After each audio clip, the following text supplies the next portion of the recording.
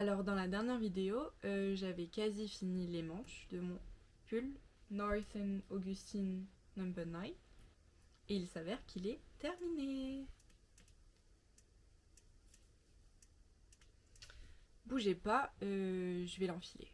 Et voilà, les deux manches sont terminées.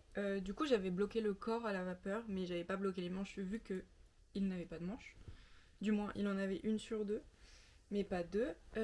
Donc j'ai fait 5 répétitions du motif final. C'est cette partie-là, ce motif-là qu'on répète. Ça tombe pile poil au poignet, ce qui est super pour les deux. Je l'ai déjà porté au ski. Je vous mettrai une petite image là.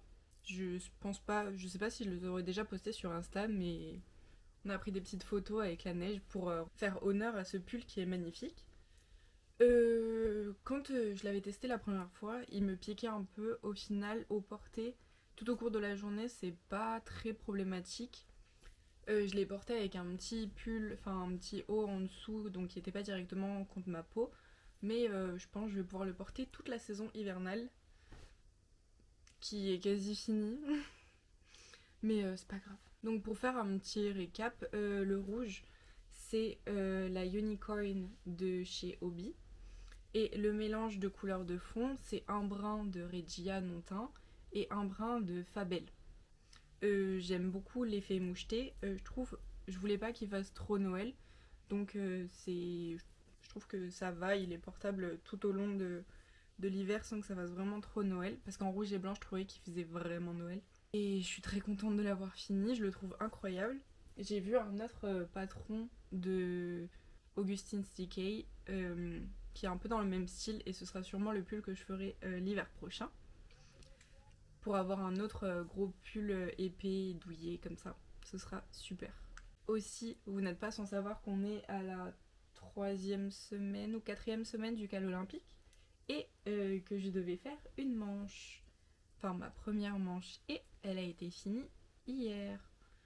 Je l'ai finie dans le train, honnêtement. J'ai fini les côtes et j'ai fait le rabattage quand je suis rentrée. Mais regardez cette beauté.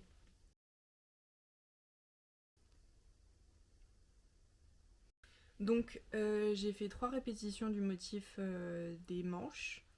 J'ai suivi le patron, donc effectué les 9 diminutions à peu près à 3 cm les unes des autres. En vrai, je comptais pas 3 cm, je comptais 10 rangs entre chaque diminution. Et les manches font un total de 3 fois le chart de dentelle, ce qui est un nombre.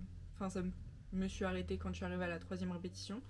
Et j'ai fait une quinzaine de rangs de côte, je crois. J'ai fait les 2 petits rangs de jersey double avant de faire le rabattage à l'italienne. Et ça me semble assez élastique, y a pas de souci. Comme j'ai fini la première manche, je me suis attaquée à faire le col. Donc c'est exactement là où on en est. Donc pour l'instant le col ressemble à ceci et je pense qu'on n'est pas loin de le finir pour avoir un col double. J'aime beaucoup sur ce pull le col double, j'aime bien qu'il soit pas très grand. Donc je pense qu'on va avoir un col double qui ressemble à ceci, un tout petit col qui sera parfait, sachant que je pense que c'est un pull de... Ce sera un super pull pour le printemps avec la dentelle qui sera à la fois chaud mais en même temps pas trop chaud.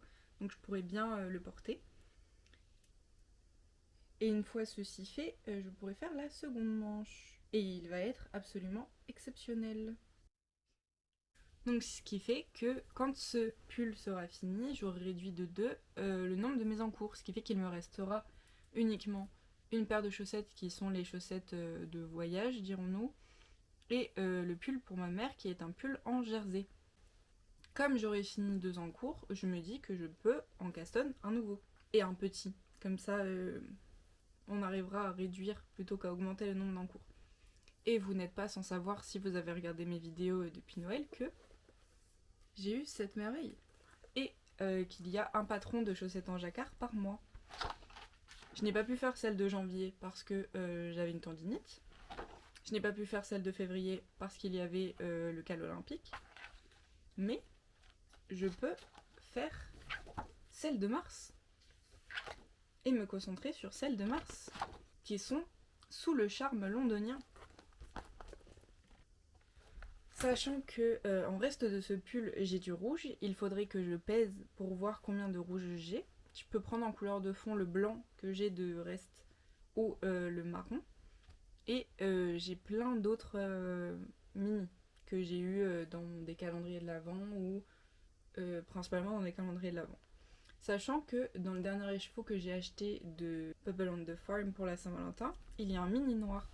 Et je me dis que rajouter du noir à paillettes par exemple pour les petits cœurs, etc., ce serait adorable. Donc peut-être qu'on va castonner ça ensemble prochainement. Oui, pour les faire, il faut donc une laine principale de 50 grammes d'une laine principale. Donc je peux totalement choisir une couleur que j'ai dans mon stock. Un contrastant 1 de 20 grammes, donc je peux utiliser le mini noir du kit de Saint-Valentin. Et un deuxième mini de 20 grammes, rouge. Et je pense que j'ai largement 20 grammes de ce rouge-là. Donc ce serait parfait. On va voir. En tous les cas, ce sera un caston qui sera fait quand le pull champagne sera terminé. Parce que j'aime bien terminer mes encours avant d'en commencer un nouveau. Du coup, dans le patron pour le col, il me semble qu'il demande de tricoter 10 cm et après de rabattre pour avoir un col de 5 cm. Vous l'avez compris, je vais faire moins. Mais pour abattre le col, du coup, ce que je vais faire, je sais pas ce qu'ils disent dans le patron, mais à chaque fois, ce que je fais, c'est que je fais un rabattage à l'aiguille comme si je faisais un cast-off. Où je récupère exactement la même maille derrière pour doubler comme ça. Je trouve que ça fait une finition très très propre et j'aime bien les finitions très propres. Et on perd pas du tout en élasticité, du coup c'est parfait.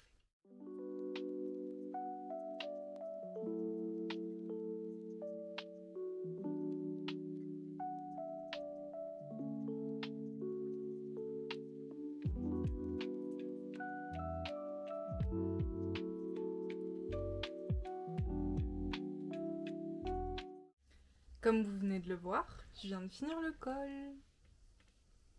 Je trouve ça hyper beau, je trouve que la finition elle est parfaite quand on fait un rabattage à l'italienne en même temps qu'on coud le col en double.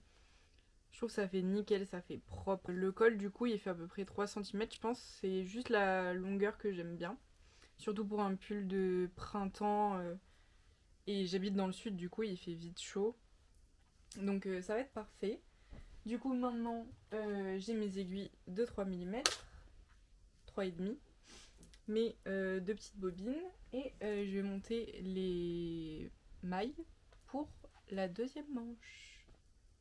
Je pense honnêtement que cette semaine il sera fini. Alors les mailles sont montées, maintenant il me reste plus qu'à faire le chart et faire 3 fois le chart et commencer par les rangs raccourcis de la manche. On se retrouve plus tard, je pense je ferai un update demain. Bisous.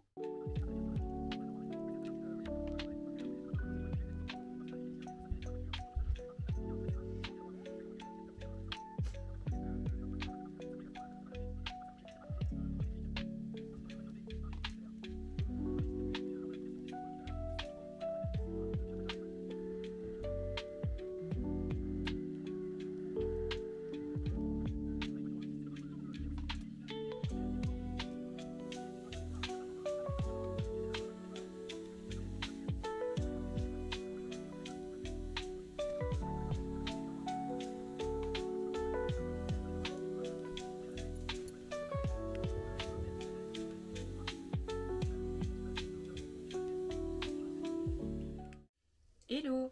Comme je vous ai montré dans le petit clip précédent, le pull est terminé. Tadam!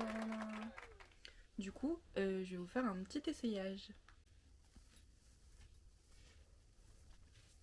Alors déjà, la longueur des manches est parfaite.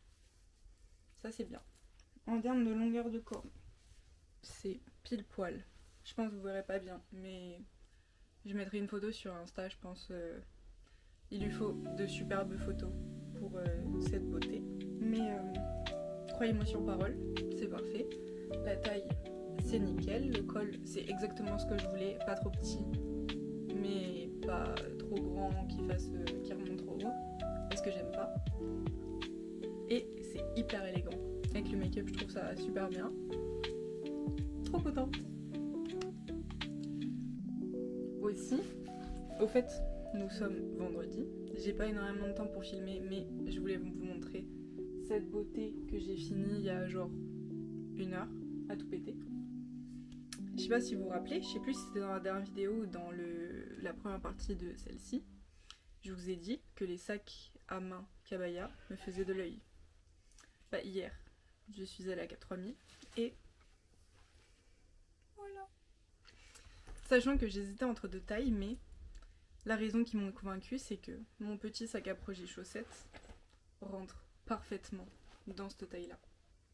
Ce qui fait que je peux l'emmener absolument partout, ce qui était exactement ce que je voulais. Et je suis enchantée. Je sais que ça n'a rien à voir avec le tricot, mais je voulais trop vous le montrer, parce qu'il est juste incroyable. Aussi, je deviens une tricoteuse professionnelle, parce que j'ai acheté un parapluie à écheveau. J'en avais pas, ça commençait à me manquer. En gros, j'ai un bobinoir électrique et je tenais les chevaux à la main. Ça commençait à devenir un petit peu agaçant. Donc, j'ai acheté ceci. Et j'ai trouvé sur Amazon. Je pense pas que ce soit une qualité folle, mais ce sera très bien pour l'instant. Donc je suis très contente. Ce qui fait qu'on va pouvoir bobiner des écheveaux très très facilement. Et ça, c'est incroyable. Pour revenir sur le pull, il va lui falloir un bon coup de blocage pour bien détendre la dentelle et qu'elle soit parfaite. Je vais pas le faire aujourd'hui, là j'ai pas le temps. Mais si j'y pense, vous savez ô combien j'ai horreur des blocages humides, mais c'est ce que je vais faire parce que c'est ce qui rendra le mieux. Et quand je le ferai, si j'y pense, je vous emmènerai avec moi. Enfin, je vous filmerai quelques plans. Et ce sera super cool. Et après, il sera absolument merveilleux. Déjà qu'il est absolument merveilleux. Ce qui fait que dans cette vidéo, nous avons fini 2 projets. Ce qui fait que mon nombre de whips était de 4 et maintenant est réduit à 2. Il me reste donc mes petites chaussettes que je vais vous montrer. Il me reste donc cette première petite chaussette qui est proche de la fin. Je pense qu'il faut encore que je fasse 2 cm de pied avant d'attaquer les pointes. Et le pull sans manche pour ma mère qui est totalement en jersey. Donc qui... Après c'est une plus grande taille, donc je sais pas combien de temps ça va prendre. Mais tout ça pour dire que nous devons trouver un nouveau projet. Donc j'hésite. Parce que, j'ai pas du tout regardé ce que j'avais dans mes patrons. Mais en dehors des chaussettes du livre de Lysandre Jourdain, ce serait sympa de refaire un top. Mais j'habite dans le sud et le printemps, à part aujourd'hui, commence à arriver fort. Donc est-ce que ce serait le moment de commencer peut-être soit un pull plus léger en fingering, soit peut-être des petits hauts sans manches. Je ne sais pas encore.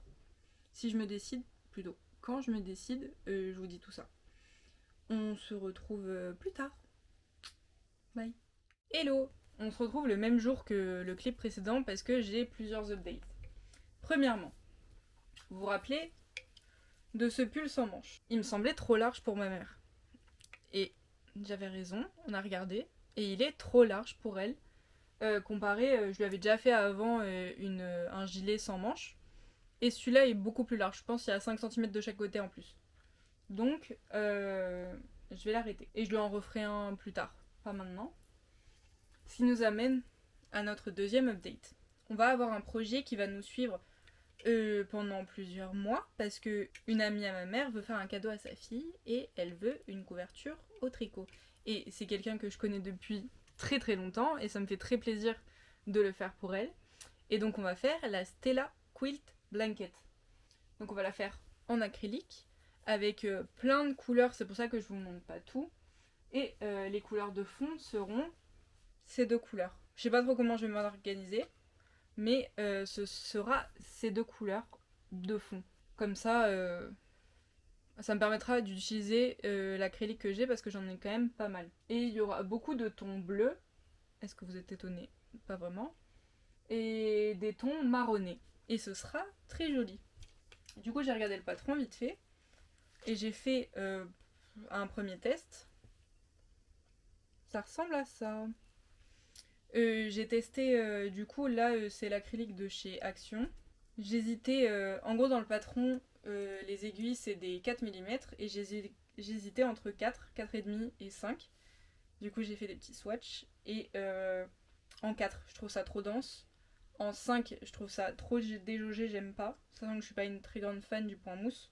Enfin du rendu du point mousse. Et ça c'est en 4,5. Et je trouve ça pas mal du tout. J'aime bien.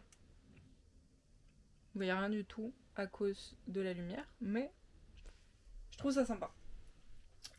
Sachant que dans ce patron il y a deux versions possibles. Soit, en gros, c'est des triangles qui sont soit cousus, donc ce qui permettrait d'avoir.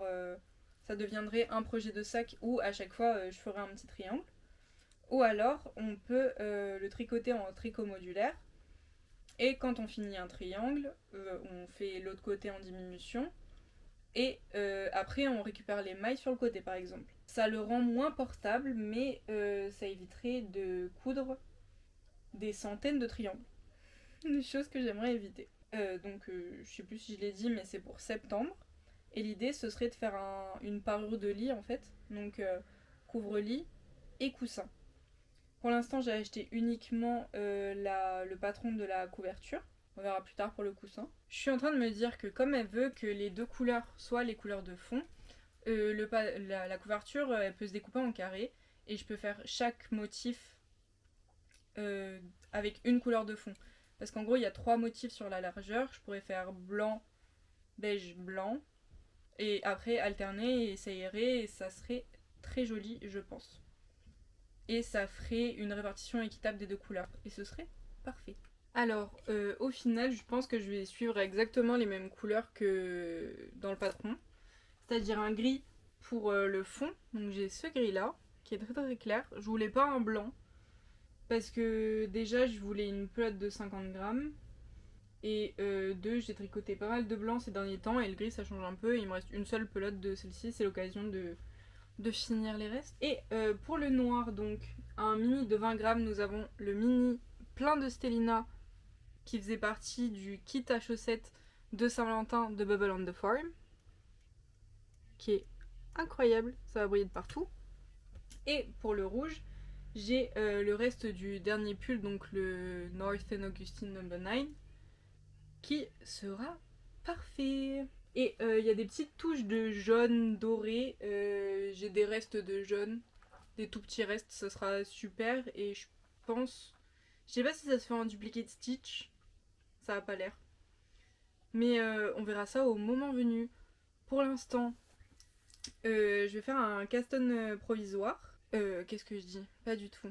Je vais faire un tubular caston au crochet, comme d'hab. Je vous ai déjà montré dans une vidéo comment je faisais.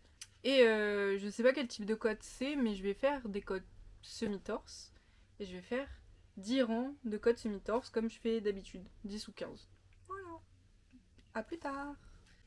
Ça va me permettre de tester mon parapluie à écheveau. Hello. Aujourd'hui on est samedi et je voulais vous montrer une avancée sur les chaussettes sous le charme londonien. Celle-ci. Parce que je vous les ai pas montrées du tout. Et j'ai vraiment bien avancé. Tellement bien que j'ai fini la tige. Et le talon. Je trouve ça hyper mimes. Vous voyez pas très bien, mais le noir, il y a de la stellina dedans. Ça se tricote très très vite. Du coup, c'est en aiguille 2,5. J'ai fait la taille M, donc en 64 mailles. Quand j'étais à peu près ici, j'ai testé voir si mon pied passait et ça passait. J'espère que c'est toujours le cas, sinon je serais très déçue. Mais c'est tout joli. Et vraiment, ça se tricote vraiment super vite. Je me dis, à la vitesse à laquelle je vais, peut-être demain elle est finie la première chaussette. Sachant que je tricote que sur ça aussi, donc ça aide. Mais ce sera très cool d'avoir une nouvelle paire de chaussettes. C'est la première fois que je fais des chaussettes pour moi avec une aussi longue tige. Ça me paraît immense. Mais faut tester de nouvelles choses. J'ai fait une petite erreur. Sur le signe des livres sterling, j'ai fait un point en noir en plus. Mais en vrai, c'est pas choquant. Aussi, je voudrais vous parler d'un projet que je vais faire prochainement. L'année dernière, je faisais pas encore de vidéo, j'ai fait ce petit top. Donc c'est un petit top raglan en cotte de 2 sur la base du Hug Me Tight. Et pendant le calendrier de l'Avent que j'ai ouvert en décembre dernier de Ars Natura, j'ai eu ce très bel écheveau. Avec de la Stellina, pareil, qui s'appelle Sub Symphony. Et je me dis, ce serait hyper mignon d'avoir ce top avec ces couleurs. Sachant que déjà, ce top, c'était des mini du premier calendrier de l'Avent que j'avais acheté de Bubble on the Farm. La seule chose qu'il faudrait que je modifie sur celui-ci, déjà, il faudra que je le fasse un peu plus long, parce qu'il est vraiment crop. Et peut-être faudra que je fasse un plus de rang de raglan, parce qu'il est vraiment très fité. Et je suis pas sûre de trop aimer. Donc voilà. Mais c'est un top que vraiment j'adore. Je le porte extrêmement souvent. Et j'aimerais bien en avoir d'autres, dans plein d'autres couleurs. Et je me dis, avec 100 grammes, ce sera très bien. Et au pire, je pourrais rajouter un autre mini très coloré. Je vais pas du tout commencer ça aujourd'hui, hein, mais je me suis dit que ce serait un bon petit projet pour la suite. Facile et tout. Mais pour l'instant, je vais tricoter ces chaussettes doucement. Et ce sera mon unique projet avec peut-être le premier triangle et après carré de la couverture quilt. Je pense que je vous retrouve demain. Et maintenant, je vous fais des bisous.